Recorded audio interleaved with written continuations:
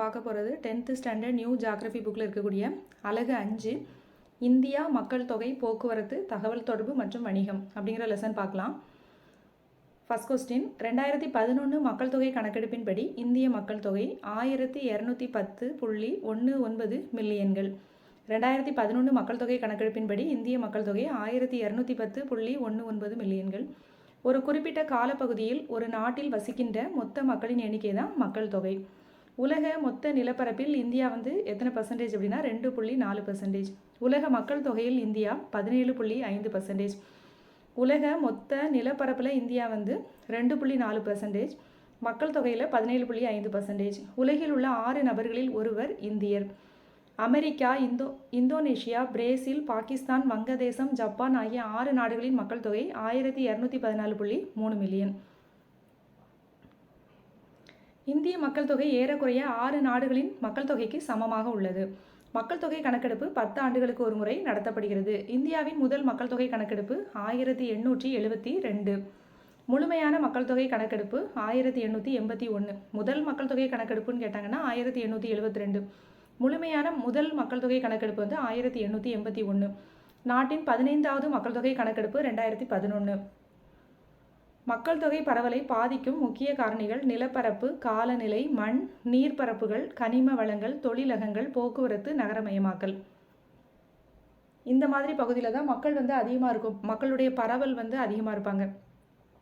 மலை பிரதேசங்கள், பாலைவனங்கள் இந்த மாதிரி இடங்கள்லாம் மக்கள் தொகை பரவல் கம்மியாக இருப்பாங்க. அப்போ மக்கள் தொகை பரவலை பாதிக்கும் முக்கிய காரணிகள் நிலப்பரப்பு செழுமையாக இருக்கக்கூடிய சமவெளி பகுதிகளில் அதிகமாக இருப்பாங்க, பாலைவனங்களில் கம்மியாக இருப்பாங்க. அதுமாதிரி காலநிலை வறட்சியான பகுதிகளில் கம்மியாக இருப்பாங்க, செழிப்பான பகுதியில் அதிகமாக இருப்பாங்க. மண், கரிசல் மண், வண்டல் மண் அந்த மாதிரி இருக்கக்கூடிய இடத்துல, அதாவது வேளாண்மை செய்யக்கூடிய இடத்துல மக்கள் அதிகமாக இருப்பாங்க. நீர், அதிகமான தண்ணி இருக்கக்கூடிய பகுதி, ஆற்றுப்படுகைகளில் மக்கள் தொகை அதிகமாக இருப்பாங்க. ஒரு கனிம வளங்கள் கிடைக்கக்கூடிய இடத்துல அதிகமாக இருப்பாங்க. தொழிலகங்கள் அதிகமாக இருக்கக்கூடிய இடத்துல அதிக மக்கள் தொகை இருப்பாங்க. போக்குவரத்து வசதி அதிகமாக இருக்கக்கூடிய இடங்களையும் நகரங்கள்லையும் மக்கள் தொகை அதனால தான் அதிகமாக இருக்கிறாங்க. இந்தியாவில் அதிக மக்கள் தொகை கொண்ட மாநிலம் எதுன்னா உத்தரப்பிரதேசம் 199.5 மில்லியன்.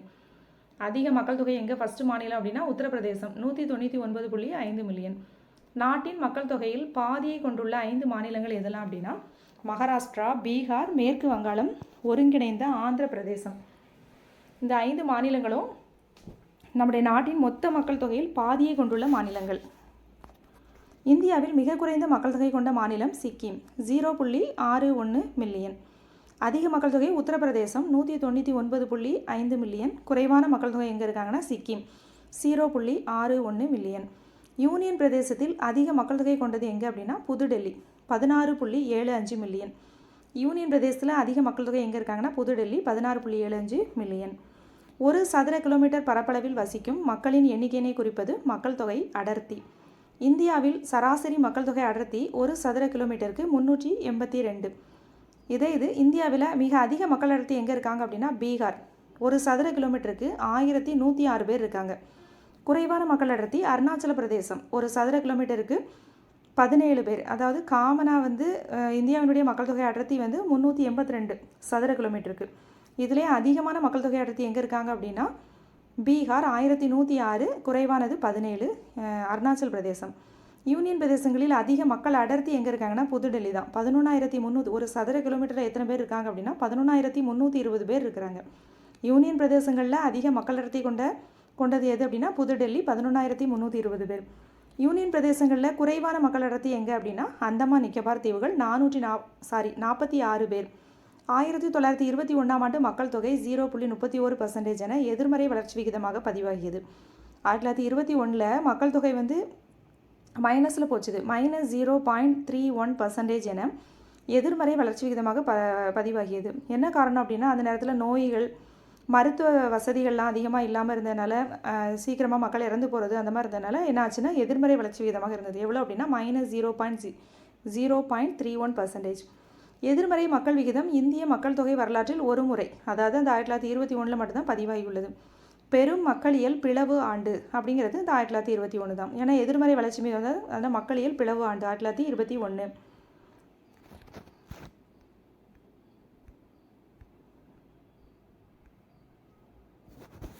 இந்திய மக்கள் தொகை விகிதம் இந்திய மக்கள் தொகை வரலாற்றிலே அந்த 1921 மட்டும்தான் என்னாச்சு அந்த மாதிரி பதிவாகியது. அதனால் நம்ம அதை என்னென்னு சொல்கிறோன்னா பெரும் மக்களியல் பிளவு ஆண்டு அப்படின்னு சொல்கிறோம். அடுத்து மக்கள் தொகை வெடிப்பு. மக்கள் தொகை வெடிப்பு அப்படிங்கிறது எப்போ அதிகமானாங்க அப்படின்னா 1951. அடுத்து 1000 மக்கள் தொகையில் உயிருடன் பிறந்த குழந்தைகளின் எண்ணிக்கை நம்ம என்னென்னு சொல்லுவோம் அப்படின்னா பிறப்பு விகிதம் அப்படின்னு சொல்லுவோம். 1000 மக்கள் தொகையில் உயிருடன் பிறந்த குழந்தைகளின் எண்ணிக்கை பிறப்பு விகிதம். ஓராண்டில் 1000 மக்கள் தொகையில் இறந்தவர்களின் எண்ணிக்கை இறப்பு விகிதம். இடம்பெயர்வின் வகைகள் உள்நாடு சர்வதேச 2 வகை இருக்குது. 2011 மக்கள் தொகை கணக்கெடுப்பின்படி 121 கோடி மக்களில் இடம்பெயர்ந்தவர்கள் மட்டுமே 45 கோடி பேர். இந்த 45 கோடியில் 37% இடம்பெயர்வு இருந்தது. அதில் பார்த்தோம் அப்படின்னா 48% பெண்கள், 52% ஆண்கள். 2011 மக்கள் தொகை கணக்கெடுப்பின்படி 121 கோடி மக்களில் இடம்பெயர்ந்தவர்கள் எத்தனை பேர் அப்படின்னா 45 கோடி பேர். இந்த 45 கோடிங்கிறது எத்தனை பர்சன்டேஜ் அப்படின்னா 37%. இந்த 37%ல் பெண்கள்னு மட்டும் எடுத்துக்கிட்டோன்னா 48%, ஆண்கள் அப்படின்னா 52%. இதில் உழைக்கும் மக்கள் பார்த்தோம் அப்படின்னா 62.5%. நாட்டின் மக்கள் தொகை வயது அடிப்படையில் எத்தனை பிரிக்கிறோம் அப்படின்னா 3ஆக பிரிக்கிறோம். 1000 ஆண்களுக்கு உள்ள பெண்களின் எண்ணிக்கை தான் பாலின விகிதம். பொருளாதார செயல்பாடுகளில் ஈடுபடுவோர் மற்றும் பொருளாதார செயல்பாடுகளில் ஈடுபடாதவருக்கு இடையே உள்ள விகிதம் சார்ந்திருப்போர் விகிதம். இந்தியாவினுடைய பாலின விகிதம் எப்படி இருக்குது அப்படின்னா 940, 1000க்கு 940. கேரளா வந்து 1000க்கு 1084. யூனியன் பிரதேசமான புதுச்சேரி வந்து 1000க்கு 1038. பாலின விகிதம் குறைவாக உள்ள யூனியன் பிரதேசம் எது அப்படின்னா டையூ டாமன் 1000க்கு 618 தான். இந்தியாவினுடைய எழுத்தறிவு விகிதம் பார்த்தோன்னா 74.04%. இதில் ஆண்கள் வந்து 82.14%, பெண்கள் வந்து 65.46%. இந்தியாவினுடைய எழுத்தறிவு விகிதம் 74.04%, ஆண்கள் 82.14%, பெண்கள் வந்து 65.46%. எழுத்தறிவுக்கு முதல் மாநிலம் எது அப்படின்னா கேரளா தான் 93.9%. எழுத்தறிவில் முதல் மாநிலம் கேரளா 93.9%. 2ஆம் இடம் வந்து லட்சத்தீவு வந்து 92.28%. கேரளா வந்து 93.9%. 2ஆம் இடம் வந்து லட்சத்தீவு 92.28%. குறைவான எழுத்தறிவு எங்கே அப்படின்னா பீகார் 63.82%. குறைவான எழுத்தறிவு வந்து பீகார் 63.82%. ஓராண்டில் 6 மாதம் அல்லது 183 நாட்கள் பணியாற்றுபவர் தான் முதன்மை தொழிலாளர்கள் அப்படின்னு சொல்லுவோம். ஓராண்டில் 6 மாதத்துக்கும் குறைவாக வேலை செய்வோர் பகுதி நேர தொழிலாளர்கள். வேலை செய்யாத மக்கள் தொழிலாளர் அல்லாதோர். 2011 கணக்கெடுப்பின்படி இந்தியாவில் வேலையில் பங்கேற்போர் 39.79%. மக்கள் தொகை அளவு மற்றும் அதன் பண்பு மாற்றங்கள் குறித்து கற்பிக்கும் துறை மக்கள் தொகை இயக்கவியல். மக்கள் தொகை அளவு மற்றும் அதன் பண்பு மாற்றங்கள் குறித்து கற்கும் துறை மக்கள் தொகை இயக்கவியல். கிராமப்புற சமுதாயம் நகர்ப்புற சமுதாயமாக மாற்றமடைவதை நம்ம நகரமயமாக்கம் அப்படின்னு சொல்கிறோம். மிகுந்த நகரமயமாக்கப்பட்ட பகுதி எது அப்படின்னா கோவா 62.17%. மிகுந்த நகரமயமாக்கப்பட்ட பகுதி கோவா 62.17%. குறைவாக நகரமயமாக்கப்பட்ட பகுதி வந்து ஹிமாச்சல் பிரதேஷ் 10.04%. நகரமயமாக்கம் அப்படின்னா ரொம்ப அதிகமாக மக்கள் தொகை வந்து அதிகமாக அங்கே இருப்பாங்க. அப்போ வந்து எந்த பகுதினா அது சுற்றுலாத்தலமாக இருக்கிறதுனால மிகுந்த நகரமயமாக்கப்பட்ட பகுதி வந்து கோவா 62.17%. குறைவான நகரமயமாக்கப்பட்ட பகுதி ஹிமாச்சல் பிரதேஷ், இது மலை பிரதேசனால அது குறைவான நகரமயமாக்கப்பட்ட பகுதி 10.04%. யூனியன் பிரதேசங்களுக்கிடையே குறைவான நகரமயமாக்கப்பட்ட பகுதிகள் பார்க்குறோம். புதுடெல்லி வந்து 97. மிகுந்த நகரமயமாக்கப்பட்ட பகுதிகள் யூனியன் பிரதேசங்களில் மிகுதியாக நகரமயமாக்கப்பட்ட பகுதிகள் ஃபஸ்ட்டு வந்து புதுடெல்லி 97.50%. சண்டிகர் 97.25%. பெரிய மாநிலங்களுக்குள் மிகுந்த நகரமயமாக்கப்பட்ட மாநிலம், அதாவது மாநிலங்களுக்குள்ள மிகுந்த நகரமயமாக்கப்பட்ட மாநிலம் தமிழ்நாடு 48.4%. அடுத்து கேரளா 47.7%. மகாராஷ்டிரா 45.2%. மாநிலங்களுக்குள்ள மிகுந்த நகரமயமாக்கப்பட்ட மாநிலத்தில் ஃபஸ்ட்டு வந்து தமிழ்நாடு தான் 48.4%. அடுத்து கேரளா, அடுத்து மகாராஷ்டிரா. 53 நகரங்களில் மக்கள் தொகை 1 மில்லியனுக்கும் மேல் உள்ளது. இது என்னன்னு சொல்லுவாங்க அப்படின்னா மில்லியன் நகரங்கள்.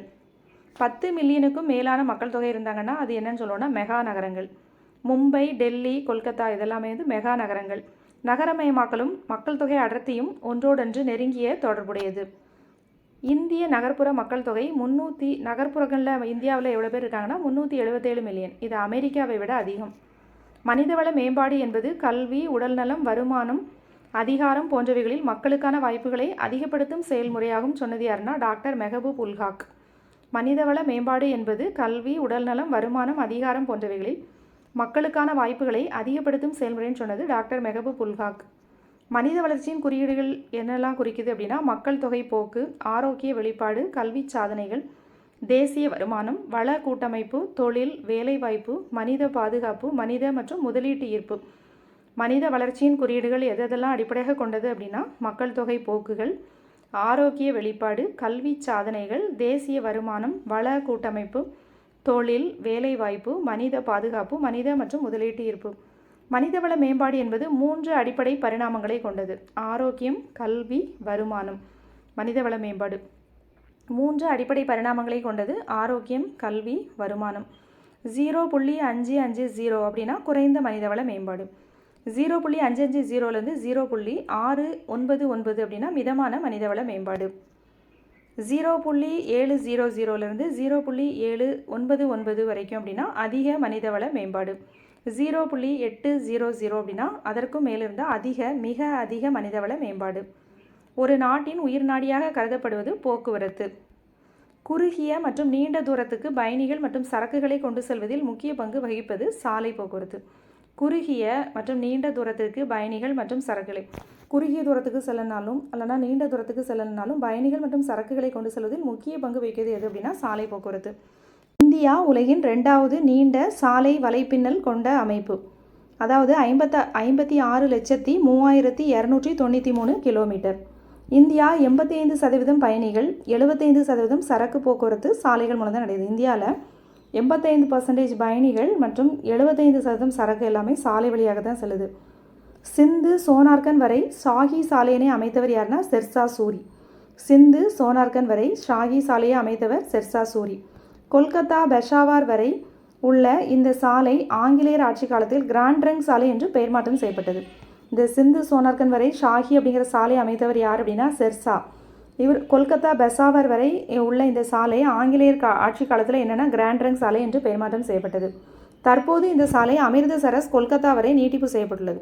தற்போது அந்த சூரிய அமைச்சரில் ஷெர்ஷா சூரிய அது இப்போது என்னென்னா அமிர்தசரஸ் கொல்கத்தா வரை நீட்டிப்பு செய்யப்பட்டுள்ளது. NH1 அப்படின்னா டெல்லி அமிர்தசரஸ், NH2னா டெல்லி கொல்கத்தா. NH1 அப்படின்னா டெல்லி அமிர்தசரஸ், NH2னா டெல்லி கொல்கத்தா.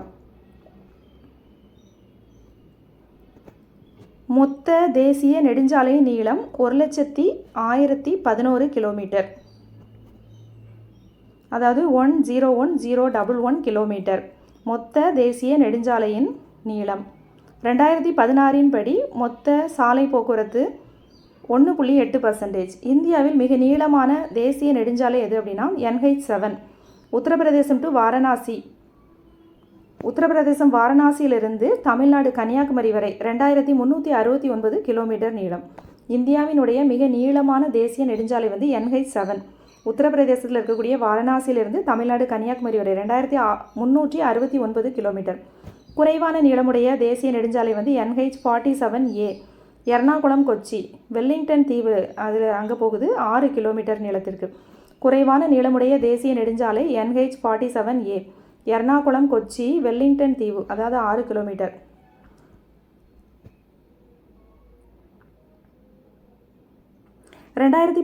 படி மாநில நெடுஞ்சாலைகள் எவ்வளோ நீளம் இருக்குது அப்படின்னா 1,76,166 கிலோமீட்டர்.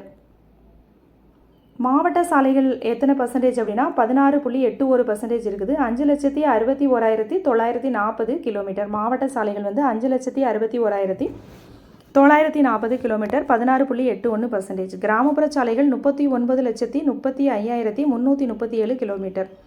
39,35,337 கிலோமீட்டர். இந்தியாவின் தேசிய நெடுஞ்சாலை ஆணையம் எப்போ அமைச்சாங்க அப்படின்னா 1995.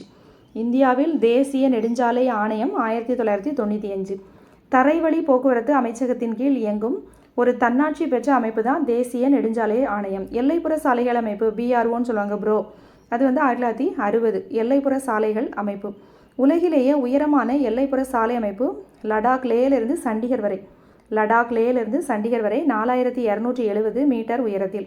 உலகிலேயே உயரமான எல்லைப்புற சாலை அமைப்பு லடாக் லேயிலிருந்து சண்டிகர் வரை 4270 மீட்டர் உயரத்தில். தங்க நாற்கர சாலையின் நீளம் எது அப்படின்னா 5846 கிலோமீட்டர். தங்க நாற்கரை சாலை திட்டம் எப்போ கொண்டு வந்தாங்கன்னா 1999. தங்க நாற்கரை சாலையின் நீளம் 5846 கிலோமீட்டர். இது வந்து 4 பெருநகரங்களை இணைக்கிறது. டெல்லி, கொல்கத்தா, சென்னை, மும்பை. இந்த தங்க நாற்கரை சாலை திட்டத்தின் மூலமாக 4 பெருநகரங்கள் வந்து இணைக்கப்படுது. டெல்லி, கொல்கத்தா, சென்னை, மும்பை. இது எப்போ கொண்டு வந்தாங்க அப்படின்னா 1999. அதனுடைய நீளம் வந்து 5846 கிலோமீட்டர். ஸ்ரீநகர் டு கன்னியாகுமரி வந்து பார்த்தோன்னா 4076 கிலோமீட்டர். அஸ்ஸாம் சில்சார் டு போர்பந்தர் வந்து 3640 கிலோமீட்டர். இந்த 2 சாலைகளும் சந்திப்பது ஜான்சி அப்படிங்கிற இடத்துல சந்திக்குது. ஸ்ரீநகர் டு கன்னியாகுமரி வரைக்குள்ள சாலை வந்து 4076 கிலோமீட்டர். அஸ்ஸாம் சில்சார் டு போர்பந்தர் வந்து 3640 கிலோமீட்டர். இந்த 2 சாலைகளும் சந்திப்பது ஜான்சி. மும்பை பூனா விரைவு வழிச்சாலை. என்னென்ன விரைவு வழிச்சாலை? 4 விரைவு வழிச்சாலைகள் இருக்குது. அது என்னெல்லாம் அப்படின்னா மும்பை பூனா விரைவு வழிச்சாலை, கொல்கத்தா டம்டம் விமான நிலைய விரைவு வழிச்சாலை, துர்காப்பூர் கொல்கத்தா விரைவு வழிச்சாலை, புதுடெல்லி மற்றும் ஆக்ரா யமுனா விரைவு வழிச்சாலை. சாலைகளின் அடர்த்தி அதிகமுள்ள மாநிலம் எது அப்படின்னா கேரளா. சாலைகளின் அடர்த்தி அதிகமுள்ள மாநிலம் கேரளா. சாலைகளின் அடர்த்தி குறைவாக உள்ள மாநிலம் வந்து ஜம்மு காஷ்மீர். உள்நாட்டு போக்குவரத்துக்கான முக்கிய உயிர்நாடி ரயில் போக்குவரத்து. உள்நாட்டு போக்குவரத்திற்கான முக்கிய உயிர்நாடி ரயில் போக்குவரத்து. இந்திய தரைவழி போக்குவரத்து அமைப்பின் முதுகெலும்பு அப்படின்னு எடுத்துக்கிட்டோன்னா ரயில் போக்குவரத்து தான். உள்நாட்டு போக்குவரத்துக்கான முக்கிய உயிர்நாடி ரயில் போக்குவரத்து. இந்திய தரைவழி போக்குவரத்து அமைப்பின் முதுகெலும்பு ரயில் போக்குவரத்து. இந்திய தரைவழி போக்குவரத்தின் முதுகெலும்பு ரயில் போக்குவரத்து. இந்திய ரயில் போக்குவரத்து ஆசியாவில் மிக பெரியது மற்றும் உலக அளவில் 2வது பெரியது. இந்தியா அளவில் ரயில் போக்குவரத்து ஆசியாவிலே மிக பெரியது, உலக அளவில் வந்து 2வது பெரியது.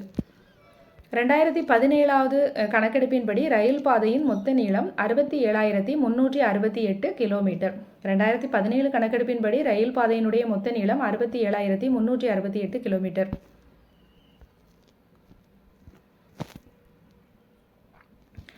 மொத்த ரயில் நிலையங்கள் 7349. மொத்த ரயில் நிலையங்கள் வந்து 7349. இந்தியாவின் முதல் ரயில் போக்குவரத்து மும்பை தானா 34 கிலோமீட்டர் 1853. இந்தியாவினுடைய முதல் ரயில் போக்குவரத்து எங்கே அப்படின்னா மும்பை தானாக்கு இடையில் 34 கிலோமீட்டர் 1853. மொத்த ரயில் நிலையங்கள் எத்தனை இருக்குது? 7349. ரயில் பாதையின் மொத்த நீளம் வந்து 67,368 கிலோமீட்டர். இந்திய ரயில்வே என்ற பெயருடன் தேசியமயமாக்கப்பட்டது எப்போ அப்படின்னா 1952. ரயில்வே வந்து இந்தியன் ரயில்வே தேசியமயமாக்கப்பட்டது 1952. முதல் ரயில் போக்குவரத்துங்கிறது 1853.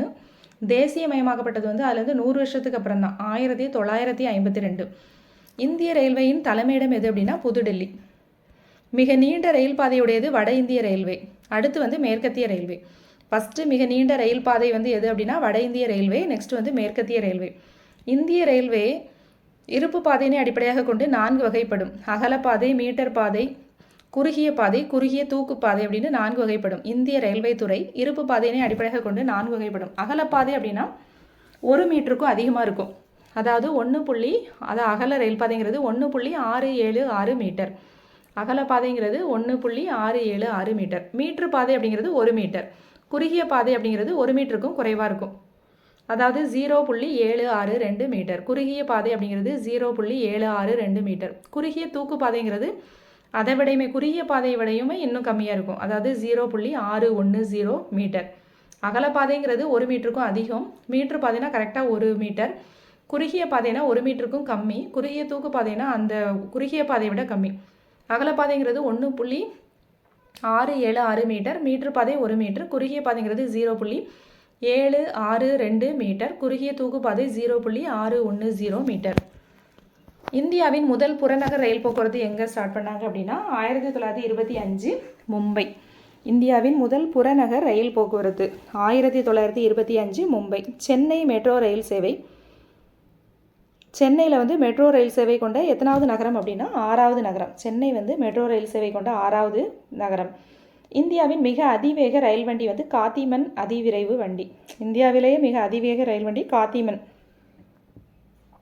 காத்திமன் எப்படி போகுது அப்படின்னா காத்திமன் புதுடெல்லி டு ஆக்ரா 160 கிலோமீட்டர் வேகத்தில் 200 கிலோமீட்டர் தொலைவை 105 நிமிடங்களில் கடக்கிறது.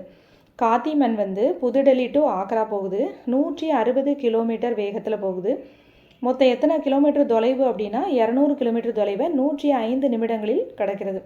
அது எவ்வளோ வேகத்தில் போகுதுன்னா 160 கிலோமீட்டர் வேகத்தில் போகுது. ஒரு மணி நேரத்துக்கு வந்து 160 கிலோமீட்டர் வேகத்தில் போகுது.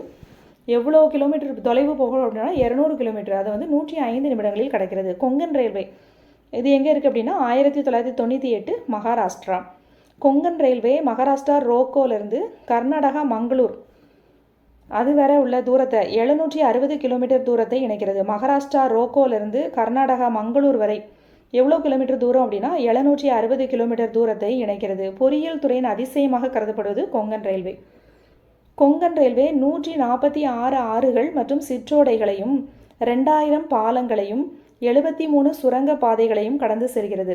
ஆசியாவின் மிக நீளமான 6.44 கிலோமீட்டர் நீளம் கொண்ட சுரங்கப்பாதை இந்த வழியில் அமைந்துள்ளது. கொங்கன் ரயில்வே வந்து எப்போ ஏற்படுத்தினாங்க? 1998 மகாராஷ்டிரா. இதை வந்து பொறியியல் துறையின் அதிசயம் அப்படின்னு சொல்லுவோம் கொங்கன் ரயில்வே. இது வந்து 146 ஆறுகள் மற்றும் சிற்றோடைகளை கடந்து வருது. அதே மாதிரி 2000 பாலங்களை கடந்து வருகிறது. 73 சுரங்க பாதைகளையும் கடந்து வருகிறது. ஆசியாவின் மிக நீளமான 6.44 கிலோமீட்டர் நீளம் கொண்ட சுரங்கப்பாதை இந்த வழியில் அமைந்துள்ளது. மெட்ரோ சேவை வந்து முதலில் எங்கே ஏற்படுத்தினாங்க அப்படின்னா கொல்கத்தாவில் ஏற்படுத்தினாங்க. சென்னை வந்து மெட்ரோ சேவை ஏற்படுத்தின நகரங்களில் எத்தனாவது பெரிய நகரம்? 6வது பெரிய நகரம். மெட்ரோ சேவை முதல்ல எங்கே அறிமுகப்படுத்தினாங்கன்னு கேட்டால் கொல்கத்தா. மகாராஷ்டிரா, கர்நாடகா, கோவா கூட்டு முயற்சினால் அமைக்கப்பட்டது அந்த கொங்கன் ரயில்வே. மகாராஷ்டிரா, கர்நாடகா, கோவா. குவாசிகண்ட் பாணிகால் இடையே ரயில் இருப்பு பாதை திறக்கப்பட்டது 2013. இந்த பாதை பீர்பாஞ்சல் மலைத்தொடர் வழியே 11.2 கிலோமீட்டர் நீண்ட சுரங்கப்பாதையினை கடந்து செல்கிறது. குவாசிகண்ட் பாணிகால் இடையே ரயில் இருப்பு பாதை ஒன்று திறந்தாங்க. அது வந்து 2013. இந்த பாதை எங்கே அமையுது அப்படின்னா பீர்பாஞ்சல் மலைத்தொடர் வழியே 11.2 கிலோமீட்டர் நீண்ட சுரங்கப்பாதையினை கடந்து செல்கிறது.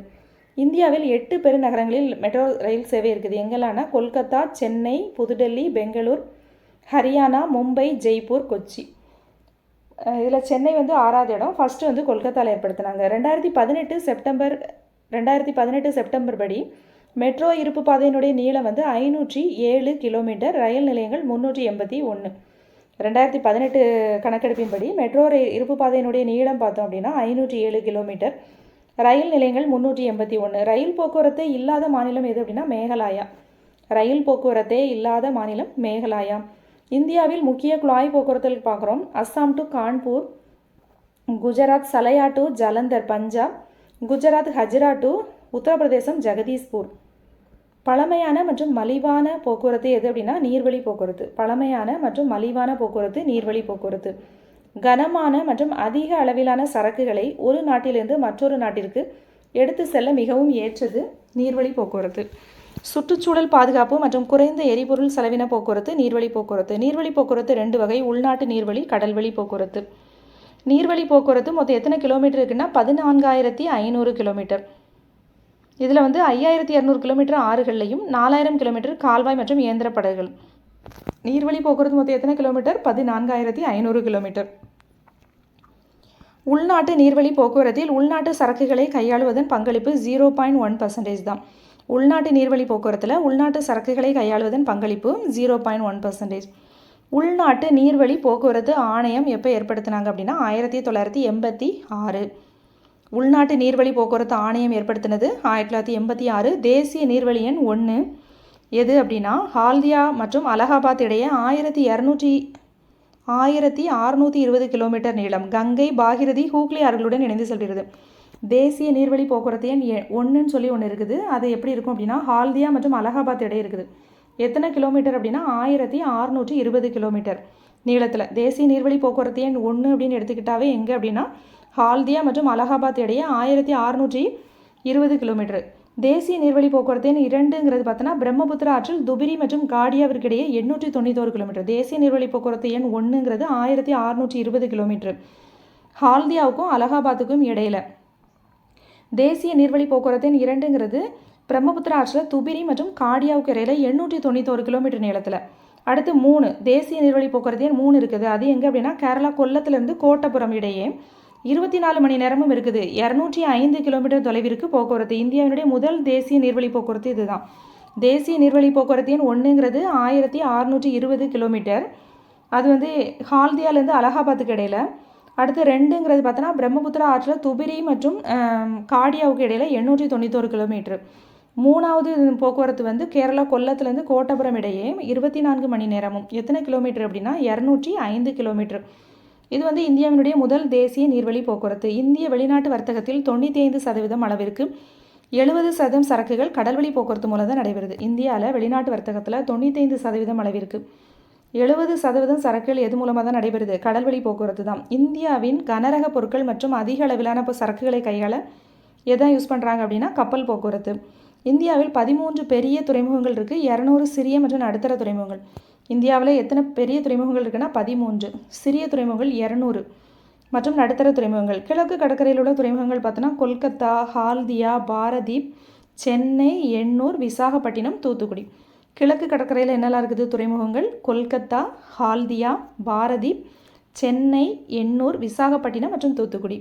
மேற்கு கடற்கரை துறைமுகங்கள் பார்த்தோம் அப்படின்னா மேற்கு கடற்கரையில் வந்து காண்ட்லா, மும்பை, நவசேவா அப்படிங்கிறது ஜவஹர்லால் நேரு துறைமுகம், மர்மகோவா, நியூ மங்களூர் மற்றும் கொச்சி.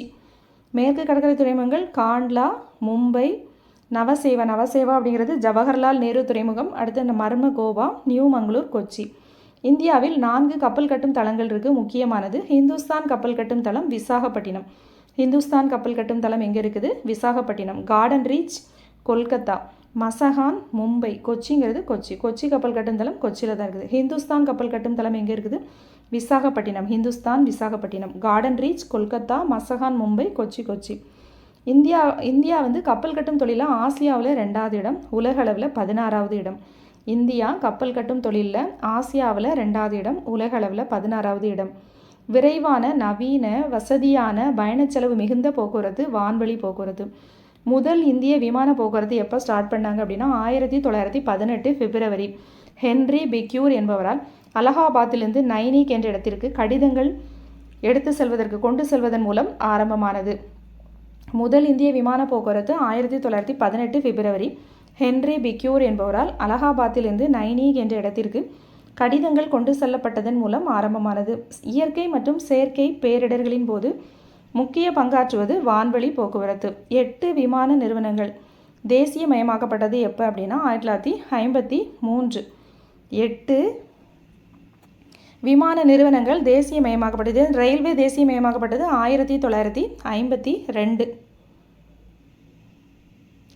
இந்திய அரசாங்கம் வந்து ஏர் இந்தியா, இந்தியன் ஏர்லைன்ஸ் அப்படின்னு இருக்குது. உள்நாட்டு போக்குவரத்து சேவை பார்த்தோன்னா இந்தியன் ஏர்லைன்ஸ். உள்நாட்டு போக்குவரத்து சேவை வந்து இந்தியன் ஏர்லைன்ஸ், வெளிநாட்டு போக்குவரத்து சேவை வந்து ஏர் இந்தியா. தற்போது இந்தியாவில் தற்போது உள்ள சர்வதேச விமான நிலையங்கள் எத்தனை இருக்குது அப்படின்னா 19. நேதாஜி சுபாஷ் சந்திரபோஸ் சர்வதேச விமான நிலையம் எங்கே இருக்குது அப்படின்னா மொத்தம் தற்போது சர்வதேச விமான நிலையங்கள் எத்தனை இருக்குது? 19. நேதாஜி சுபாஷ் சந்திரபோஸ் சர்வதேச விமான நிலையம் எங்கே இருக்குன்னா கொல்கத்தா. சென்னை சர்வதேச விமான நிலையம் சென்னை. இந்திரா காந்தி சர்வதேச விமான நிலையம் புதுடெல்லி. நேதாஜி சுபாஷ் சந்திரபோஸ் விமான நிலையம் கொல்கத்தா. இந்திரா காந்தி சர்வதேச விமான நிலையம் புதுடெல்லி. சத்ரபதி சிவாஜி சர்வதேச விமான நிலையம் மும்பை. சர்தார் வல்லபாய் பட்டேல் சர்வதேச விமான நிலையம் எங்கே இருக்குன்னா அகமதாபாத். ராஜீவ் காந்தி சர்வதேச விமான நிலையம் ஹைதராபாத். சர்தார் வல்லபாய் பட்டேல் சர்வதேச விமான நிலையம் அகமதாபாத், ராஜீவ் காந்தி சர்வதேச விமான நிலையம் ஹைதராபாத். உள்நாட்டு விமான நிலையங்கள் மொத்தம் எத்தனை இருக்குன்னா 80. சிவில் விமான நிலையங்கள் எத்தனை இருக்குன்னா 25. உள்நாட்டு விமான நிலையங்கள் 80, சிவில் விமான நிலையங்கள் 25. விமான பயணம் விரும்பத்தக்கதாக உள்ளது வடகிழக்கு இந்திய மாநிலங்களில். அதாவது அங்கெல்லாம் மலை பிரதேசங்களாக இருக்கிறனால விமான பயணம் விரும்பத்தக்கதாக உள்ளது. ஓஎன்ஜிசி மற்றும் கடல் சார்ந்த பணிகளுக்கு வானுலகு சேவையினை அளிப்பது பவன் ஹான்ஸ் வானுலகு ஊர்தி நிறுவனம். ஓஎன்ஜிசி மற்றும் கடல் சார்ந்த பணிகளுக்கு வானுலகு சேவையினை அளிப்பது பவன் ஹான்ஸ் வானுலகு ஊர்தி நிறுவனம். பவன் ஹான்ஸின் தலைமையிடம் எது அப்படின்னா புதுடெல்லி. பவன் ஹான்ஸ் ஒரு பொதுத்துறை நிறுவனம். பவன் ஹான்ஸ் மும்பையின் மேற்கு வில்லபார்லாவில் உள்ள ஜுஹு விமான நிலையத்தை தளமாக கொண்டு இயங்குகிறது.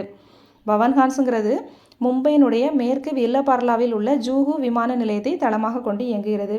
பவன் ஹான்ஸ் எதுக்கு கீழே வருது அப்படின்னா மினி ரத்னா பிரிவின் கீழ் இயங்குகிறது. அந்தமான் நிக்கோபார் தீவு மற்றும் லட்சத்தீவுகளுக்கும் படகு சேவையினை வழங்குவது பவன் ஹான்ஸ். இந்திய விமான நிலைய பொறுப்பு ஆணையம் எப்பவும் ஏற்படுத்தப்பட்டது அப்படின்னா 1995.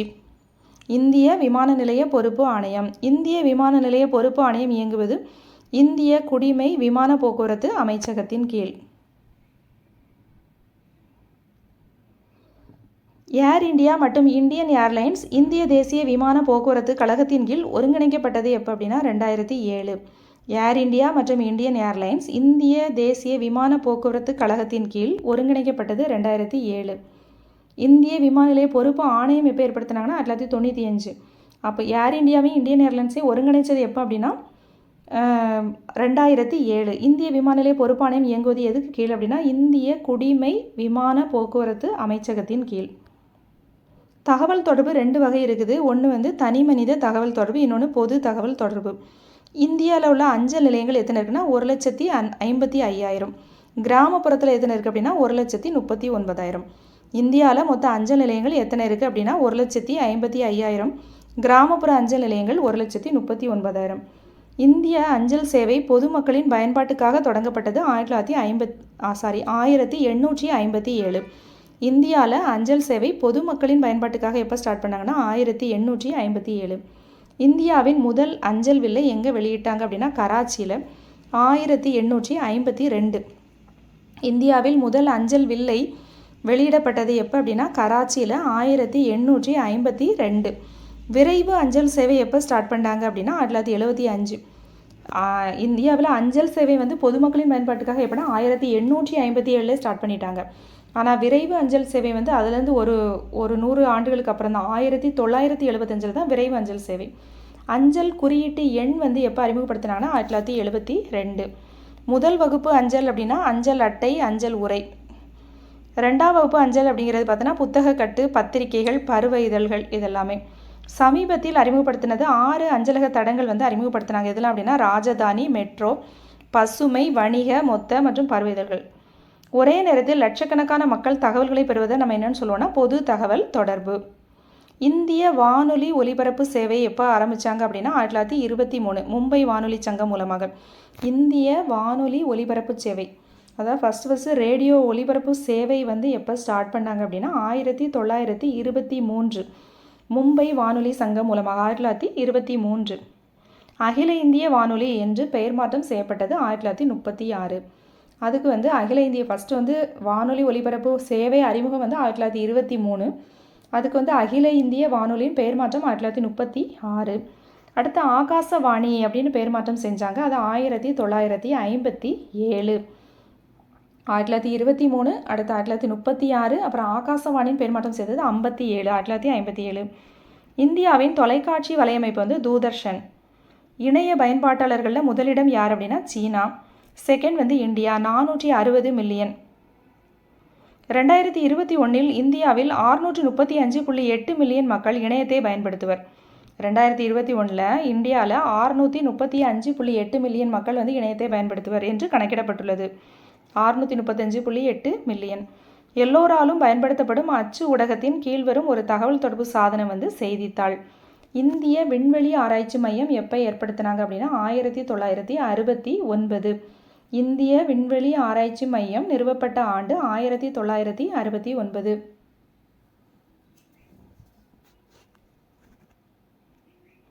இந்தியாவின் செயற்கைக்கோள் தகவல் தொடர்பு அமைப்பு 2 பிரிவுகள். இன்சாட், IRS அப்படின்னு சொல்லுவாங்க.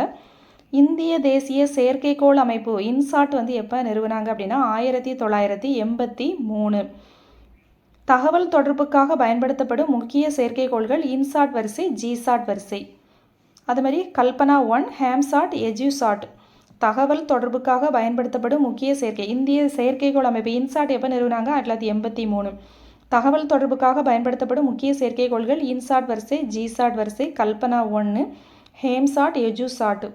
தகவல் தொடர்பு செயற்கைக்கோளான ஜிசாட் 7A ஏவப்பட்டது 2018 டிசம்பர் 19. தகவல் தொடர்பு செயற்கைக்கோளான ஜிசாட் 7A ஏவப்பட்டது 2018 டிசம்பர் 19. தகவல் தொடர்புக்காக ஏவப்பட்ட முதல் இன்சாட் வரிசை செயற்கைக்கோள் இன்சாட் 1B 1983 ஆகஸ்ட் 30. தகவல் தொடர்புக்காக இப்போ 2018 டிசம்பர் 19 ஜிசாட் 7A வந்து ஏவினாங்க. ஜிசாட் 7A ஏவப்பட்டது எப்போ 2018 டிசம்பர் 19. ஆனால் தகவல் தொடர்புக்காக ஏவப்பட்ட முதல் இன்சாட் செயற்கைக்கோள் வந்து எப்போ அப்படின்னா 1983 ஆகஸ்ட் 30. இன்சாட் 1B. ஒரு நாட்டின் பொருளாதார வளர்ச்சியினை நிர்ணயிக்கும் முக்கிய காரணம் வந்து வணிகம் தான். பழங்கால வணிக முறை வந்து பண்டமாற்று வணிகம். ஏற்றுமதி இறக்குமதி மதிப்பிற்கு இடையில் உள்ள வேறுபாடு என்னன்னு சொல்லணும்னா வணிக சமநிலை. ஏற்றுமதி மற்றும் இறக்குமதி மதிப்பிற்கு இடையே உள்ள வேறுபாடு வணிக சமநிலை. ஏற்றுமதியாகும் பொருட்களின் மதிப்பு இறக்குமதியாகும் பொருட்களின் மதிப்பை விட அதிகமாக இருந்தால் அது சாதகமான வணிக சமநிலை. ஏற்றுமதி வந்து அதிகமாகவும் இறக்குமதி கம்மியாக இருந்துச்சுன்னா அது சாதகமான வணிக சமநிலை. இது ஏற்றுமதி வந்து கம்மியாகவும் இறக்குமதி அதிகமாக இருந்தால் அது சாதகமற்ற வணிக சமநிலை. வணிகம் 2 வகை: உள்நாட்டு வணிகம், பன்னாட்டு வணிகம். உள்நாட்டு வணிகத்தில் நிலவழி போக்குவரத்து தான் முக்கிய பங்காற்றுகிறது. சாலை, ரயில் அப்படிங்கிறது 2 அல்லது 2க்கும் மேற்பட்ட நாடுகளுக்கிடையே நடைபெறும் வணிகம் பன்னாட்டு வணிகம் அல்லது அயல்நாட்டு வணிகம். பன்னாட்டு வணிகத்தின் இரு கூறுகள் ஏற்றுமதி, இறக்குமதி. பன்னாட்டு வணிகத்தில் நீர்வழி மற்றும் வான்வழி போக்குவரத்து முக்கிய பங்கு வகிக்கிறது. உள்நாட்டு வணிகத்தில் வந்து நிலவழி போக்குவரத்து, அதாவது சாலை, ரயில் வந்து முக்கிய போக்குவரத்து. பன்னாட்டுல வந்து ரயிலில் நீர்வழி மற்றும் வான்வழி வந்து முக்கிய பங்கு வகிக்கிறது. பன்னாட்டு வணிகத்தில் அந்நிய நாட்டு பணம் பயன்படுத்தப்படுகிறது. வணிகம் 2 நாடுகளுக்கிடையே நடைபெற்றால் அது இருதரப்பு வணிகம். 2க்கும் அதிகமான நாடுகளுக்கிடையே அது பலதரப்பு வணிகம். உள்நாட்டு வணிகத்தில் உள்நாட்டு நாணயம் பயன்படுத்தப்படுகிறது. இந்திய வணிகத்தில் பாதகமான வணிக சமநிலை மற்றும் பற்றாக்குறையின் அளவும் அதிகரித்துள்ளது. இந்திய வணிகத்தில் பாதகமான வணிக சமநிலை மற்றும் பற்றாக்குறையின் அளவும் அதிகரித்துள்ளது. இந்திய ரயில்வே மண்டலங்கள் மொத்தம் எத்தனை அப்படின்னா 16 இருக்குது. இந்திய ரயில்வே மண்டலங்கள் மொத்தம் எத்தனை? 16.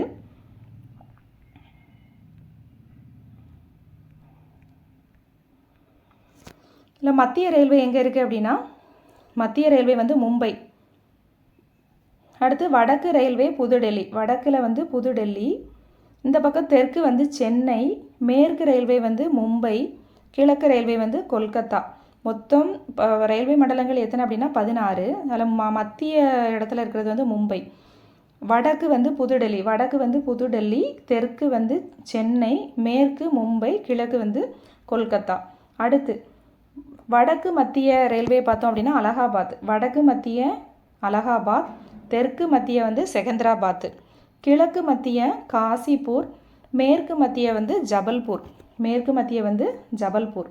அவ்வளோதான். ஃபஸ்ட்டு வடக்கு வந்து புதுடெல்லி, தெற்கு வந்து சென்னை, மேற்கு வந்து மும்பை, கிழக்கு வந்து கொல்கத்தா. 4 முடிஞ்சுதா? அப்புறம் வடக்கு மத்திய அப்படிங்கிறது இந்த புதுடெல்லிக்கும் மும்பைக்கும் நடுவில் வருதில்ல, அது வந்து வடக்கு மத்திய. அந்த இடத்துல வந்து அலகாபாத். தெற்கு மத்திய வந்து செகந்திராபாத். மேற்கு மத்திய வந்து ஜபல்பூர். கிழக்கு மத்திய வந்து காசிப்பூர். இப்போ 4 4 8 முடிஞ்சது. அடுத்து பார்த்தோம் அப்படின்னா வடமேற்கில் இருக்கிறது. இந்த பக்கம் வடமேற்கு வந்து ஜெய்ப்பூர். வடகிழக்கு வந்து கோரக்பூர். வடமேற்கு ஜெய்ப்பூர், வடகிழக்கு கோரக்பூர். அதே மாதிரி தென்மேற்கு வந்து ஹூப்ளி. தென்கிழக்கு வந்து கொல்கத்தா. கிழக்கு வந்து கொல்கத்தா பார்த்தோமா, அதே மாதிரி தான். இதெல்லாம் கே இந்த மாதிரியே வரும் கிழக்கு பகுதி வந்தாவே. கிழக்கு மத்திய வந்து காசிப்பூரா, கிழக்கு வந்து கொல்கத்தா. அதே மாதிரி தென்கிழக்கும் கொல்கத்தா தான். இது வந்து இப்போ ஒரு 4 முடிஞ்சுதா? மொத்தம் 12 முடிஞ்சுது. மீதி 4 பார்த்தோம் அப்படின்னா வடகிழக்கு எல்லை ரயில்வே கவுகாத்தி. வடகிழக்கு எல்லை ரயில்வே வந்து கவுகாத்தி. கிழக்கு கடற்கரை ரயில்வே புவனேஸ்வர். தென்கிழக்கு மத்திய ரயில்வே வந்து பிலாஸ்பூர். கொங்கன் ரயில்வே வந்து நேவி மும்பை. அப்போ இந்திய ரயில்வே மண்டலங்கள் எத்தனை பிரிச்சிருக்காங்க? 16. அதில் மத்திய ரயில்வே வந்து மும்பை, வடக்கு வந்து புதுடெல்லி, தெற்கு வந்து சென்னை, மேற்கு வந்து மும்பை, கிழக்கு வந்து கல்கத்தா. அடுத்து வடக்கு மத்திய வந்து அலகாபாத், தெற்கு மத்திய செகந்திராபாத், மேற்கு மத்திய வந்து ஜபல்பூர், கிழக்கு மத்திய வந்து காசிப்பூர். அடுத்து வடமேற்கு வந்து ஜெய்ப்பூர். இந்த பக்கம் மேற்கு பகுதினாலே வந்து ராஜஸ்தான் இருக்குல்ல, இந்த பகுதி. வடமேற்கு வந்து ஜெய்ப்பூர். வடகிழக்கு வந்து கோரக்பூர். இங்கே பார்த்தோம்ல வடகிழக்கு வந்து கோரக்பூர். தென்மேற்கு வந்து ஹூப்ளி. தென்கிழக்கு வந்து கல்கத்தா. அடுத்து இது முடிஞ்சுதா? அதுக்கப்புறம் எக்ஸ்ட்ரா ஒரு 4 இருக்குது. என்னென்னா வடகிழக்கு எல்லை ரயில்வே வந்து கவுகாத்தி, கிழக்கு கடற்கரை ரயில்வே வந்து புவனேஸ்வர், தென்கிழக்கு மத்திய ரயில்வே வந்து பிலாஸ்பூர், கொங்கன் ரயில்வே வந்து நேவி மும்பை. ஓகே ஃப்ரெண்ட்ஸ், இந்த வீடியோ பிடிச்சதுன்னா லைக் ஷேர் பண்ணுங்கள். Okay, thank you friends.